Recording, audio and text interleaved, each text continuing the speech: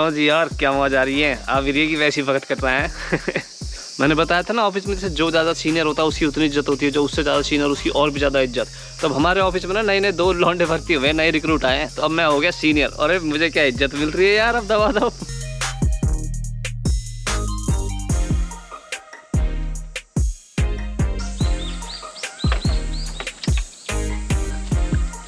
अब जैसे वो आए हैं ना, तो उनको सिखाने की जिम्मेवारी 4-5 लोगों को दी गई है, जो उसमें से मैं भी एक हूँ। क्योंकि मैंने भी रिसेंटली सारा कुछ सीखा है, तो वो था कि तू भी ऐसे ऐसे पास ऑन कर दियो। तो सबसे पहले शुरुआत हुई सुबह से, जैसे जब हम वो सारे मंत्र वंत्र से पढ़ते हैं ना, वो सारे जो रूल प्लेज लेते हैं, तो वो सिखाने थे उनको, वो बताना था, उनका मतलब समझाना था। तो वो था कि जैसे कभी कभी होता है रोटेशन में, कभी कोई पढ़ देता है, कभी कोई पढ़ देता है। अब मुझे ना उनमें से आधों का मतलब तो पता नहीं है, मैं तो बस ऐसी रटे रटाए हैं तो वो पढ़ देता हूँ। अब वो सारी जापानीज में चीज़ें लिखी हुई हैं, तो मैंने की जापानी इन्हें तो पता ही होगा यार, इन्हें क्या ही समझाना। तो मैंने बोला ये तो जापानीज में लिखा हुआ है, तुम्हें तो पता ही होगा। तो पढ़ रहे, कह रहा नहीं हमें तो नहीं पता। तो मैंने कहा मतलब, कह रहा नहीं, नॉर्मल जापानीज में जो जो चीज़ें लिखी हुई है ना, वो तो हमें समझ में आ रही है, पर ये बाकी सारी चीज़ें समझ में नहीं आ रही। तो मैंने कहा बाकी सारी चीज़ें मतलब, ये तो सारी जापानी में ही है भाई। कह रहा नहीं ये तो बहुत टफ पुराने ज़माने की लैंग्वेज है, ये तो हमें आती नहीं है। तो मैंने तो बोल दिया उनको साफ साफ कि भाई मेरे को जेन्युइनली इनका मतलब नहीं पता, मैं तो सिर्फ ऐसे रट रटे हैं, मतलब ओवरऑल मुझे पता है, पर एकदम मेरे सब डीप कंक्रीट मीनिंग नहीं पता। तो फिर हमने कहा मैंने कि रुक जाए, एक और सीनियर को बुलाते हैं, उससे पूछते फिर बताता हूँ तुम्हें। तो फिर उसने समझाया, कह रहा कि बहुत पुराने ज़माने के शब्द और बहुत पुराने ज़माने की ग्रामर इसमें लिखी हुई है। ये सारे बहुत पुराने ज़माने के जो कंपनी के तौर तरीके होते थे सेल्स के, ये IT से इनका कुछ खास ऐसा मतलब है नहीं, पर ये चला आ रहा है तो चला आ रहा है, और हम में से कोई कुछ बोलता भी नहीं है, तो ऐसे ही चलता आ रहा है, ऐसे ही चलता रहेगा। तुम भी एज इट इज रट लो, इसमें ज़्यादा दिमाग लगाने की जरूरत नहीं है।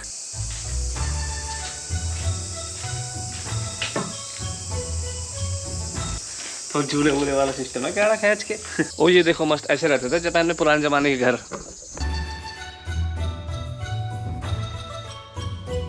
अंदर उधर किचन विचन भी है,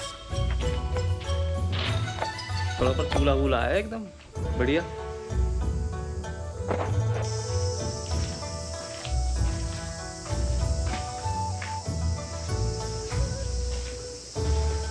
तो जैसे उनकी आदत बनी हुई है ना, जो भी उनको बताओ सिखाओ, झट अपनी डायरी सी में लिख लेते हैं। तो हमारा जैसे ऑफिस जो है वो 2nd फ्लोर पे है, मतलब 1st फ्लोर पे, मतलब जैसे जापान में ग्राउंड फ्लोर तो होता नहीं है, सीधा पहला फ्लोर और फिर दूसरा फ्लोर ऐसे स्टार्ट होता है। तो जो दूसरे फ्लोर पे हमारा ऑफिस है ना, सीढ़ी चढ़ के जाते हैं, तो 15-16 सीढ़ियाँ हैं उसमें। तो मैंने उन्हें बोला कि ऐसे जब यहाँ चढ़ के जाते हैं तो इसमें 15 सीढ़ियाँ आती है, और वो भी हाँ यस 15 सीढ़ियाँ लिख दी।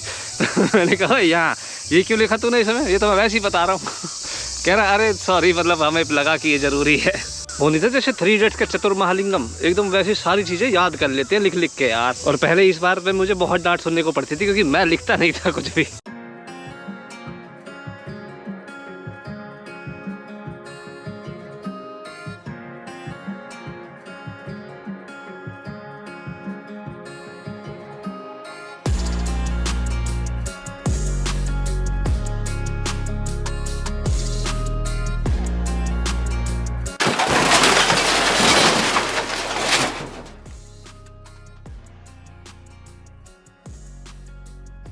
फिर जी बारी आती है जो उन्हें हम सिखाते हैं ना सारी चीज़ें, तो उनको वो नोट करनी होती है, और हमको अपनी रिपोर्ट में लिखनी होती है कि आज इसको मैंने ये सिखाया, और किसी और ने भी, हर कोई अपनी रिपोर्ट में लिखता है कि उसने उनको आज ये सिखाया, और वो भी खुद भी अपनी रिपोर्ट में उनको लिखना होता है कि आज हमने इससे ये सीखा, इससे हमने ये सीखा, ताकि बाद में उन्हें कोई काम ऐसा मिले और वो बोले कि हमें तो आता नहीं है, तो पर रिपोर्ट में लिखा हुआ है कि तुम्हें सिखाया गया, तो फिर उनकी जिम्मेवारी बनती है कि तो उन्होंने फिर ठीक से सीखा क्यों नहीं था। तो हर कोई ना फटाफट उनको लेके चला जाता है और अपनी अपनी चीज़ें सिखा देता है उनको, और उनको छोड़ देता है कि हाँ तुम, हमने हमारा काम खत्म है, अपनी रिपोर्ट पर लिख देना, हमने तुम्हें ये चीज़ें सिखा दी हैं, और उन्होंने नोट से पकड़ा देते हैं। उनको आए ना आए, वो इससे ऐसे कुछ खास मतलब नहीं है, पर वो है कि अपनी ड्यूटी से अपना पल्ला झाड़ लिया, अब हमारी कोई जिम्मेवारी नहीं है। और वो बेचारे पूरे दिन ऐसे नोट्स लिखते रहते हैं, पूरी डायरी ऐसे लिखते रहते हैं। उन्हें देख के मुझे ऐसा लगता है कि यार आंखों के सामने जब देखते तो लगता है कि इन पर ज़्यादा प्रेशर पड़ रहा है यार। पर पता क्या है, जब वो अपनी सारी रिपोर्ट मेरे को लिख के भेज देते हैं ना, और मेरे को बोलते कि आप ये चेक कर लो, तो मैं चेक कर लेता हूँ, फिर बोलते कि कंफर्म भेज देना, इसमें कोई दिक्कत तो नहीं है।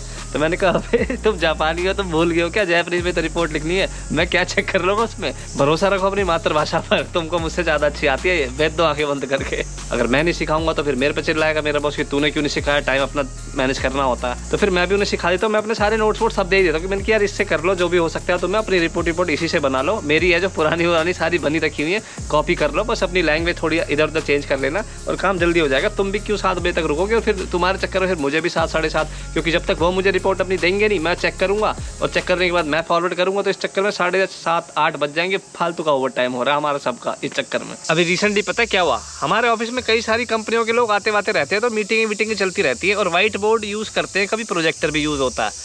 तो जो जूनियर होता है ना ऑफिस का, उसको ये मतलब बिना बोले ये पता होना चाहिए कि जैसे जो व्हाइट बोर्ड पे जब पता चले कि कहीं से भी कान में पड़ जाए ना बात की मीटिंग होने वाली है, तो वो ये व्हाइट बोर्ड अगर उस पर कुछ लिखा हुआ है तो चक्क कपड़ा वपड़ा मार के उसे एकदम नया सा कर दे, सफ़ेद चिट्ट एकदम टाइट सफ़ेदी। तो मुझे तो ये पता थी, मैं तो करता था हमेशा से ही। अब जो नई लौंडे आए इनको 1-2 बार तो बोल दिया था किसी सीनियर ने कि ऐसे ऐसे मीटिंग होने वाली है, व्हाइट बोर्ड साफ़ कर देना, तो उन्होंने कर दिया। पर वो ऐसे थे कि जब उन्हें बोला जाए तभी वो करते थे। अब ऑफिस वाले चाहते हैं कि बिन बोले ये अपने आप सोच से भनक जाए कि मीटिंग होने वाली है और भक्के एकदम कपड़ा मार के साफ कर दे, और मीटिंग खत्म होने के बाद भी कपड़ा मार के साफ कर दे। अब रिसेंटली किसी एक मीटिंग में कल बोर्ड गंदा दिख गया एक सीनियर को, तो उसने उन्हें बुलाया दोनों को और बोला कि आज किसकी बारी थी। अब वो कह रहे कि इसकी थी उसकी थी, ऐसे बोल के वो उसने उनको बहुत डांटा कि तुम्हें इतना नहीं पता कि ये बेसिक मैनर्स होते हैं कि अब मीटिंग होएगी कैसे, अब हम इसको साफ़ करने लगेगा कोई सा, तो 5 मिनट उसमें जाएंगे, हमारी एनर्जी जाएगी बोर्ड साफ़ करने में, तुम किस लिए हो यहाँ पर, तुम कुछ तो सीखोगे। मतलब काफ़ी कुछ उन्होंने सुनाया, तो उसका मुंह उतर गया था दोनों का ना, बहुत ज़्यादा सैड थे वो। मैं उन दोनों के पास गया, मैंने बोला उनको यार कि सॉरी यार, उसकी तरफ से उनका शायद मूड थोड़ा ठीक नहीं होगा इसलिए उन्होंने बोल दिया, पर वैसा मीन नहीं करते। और ऐसा होता है कि जैसे तुम ऑब्वियसली तुम्हें अभी कंपनी के प्रोसेस के बारे में कुछ पता नहीं है, तो तुम भी अगर उस प्रोजेक्ट में अगर तुम्हारी नॉलेज नहीं है, तुम्हें पता नहीं है, पर फिर भी तुम कंट्रीब्यूट कर सकते हो सिर्फ और सिर्फ एक बोर्ड साफ़ करके। क्योंकि पहला स्टेप ही होता है किसी भी मीटिंग का कि वो बोर्ड साफ़ होना चाहिए। अगर बोर्ड साफ़ नहीं होगा तो वो लिखेगा क्या उसमें, तो वो पहला स्टेप होता है, वो बहुत इंपॉर्टेंट स्टेप होता है। तो इस तरह से तुम भी कंट्रीब्यूट कर सकते हो उस मीटिंग में बिना नॉलेज के होते हुए भी। तो कह रहे हाँ बात तो ठीक सी है, लॉजिक तो बनता है। ड्रोन यार पेड़ में घुस गया था, मतलब उसकी पंखड़ी टूट गई, पर वो पंखड़ी साथ में नई भी आई थी तो वो रिप्लेस कर लूँगा खुद ही, कोई दिक्कत वाली बात है नहीं। ऐसी बन रहे थे फाइटर पायलट की, पेड़ के अंदर थे, ऐसे ऐसे कट मार के ले जाऊँगा ड्रोन, पर साड़ा टहनी में घुस गया भटाक देसी।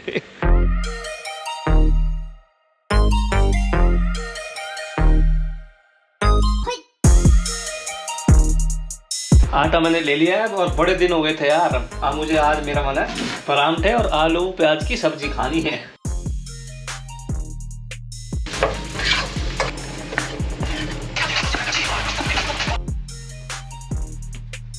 आज खाएंगे खाना तसल्ली से पेट भर के, इतने दिन से चावल ही चावल खाना था।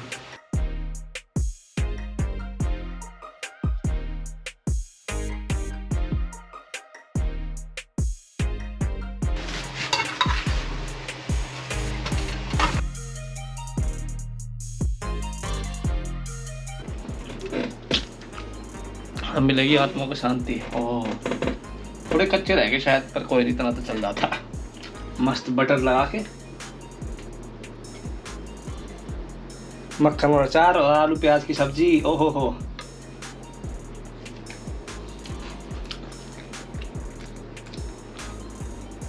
हाँ भाई लाजवाब गजब, आज नींद आएगी बड़ी सुकून से। एनीवेज यार, जिन्होंने भी चैनल सब्सक्राइब कर रखा है ना, सच में भगवान कसम कलेजे से थैंक यू यार हमेशा। और जो नहीं कर रखा आराम तक कर लेना भाई, कोई आफत ना आ रही है। अच्छा जी फिर मिलेंगे, राम राम।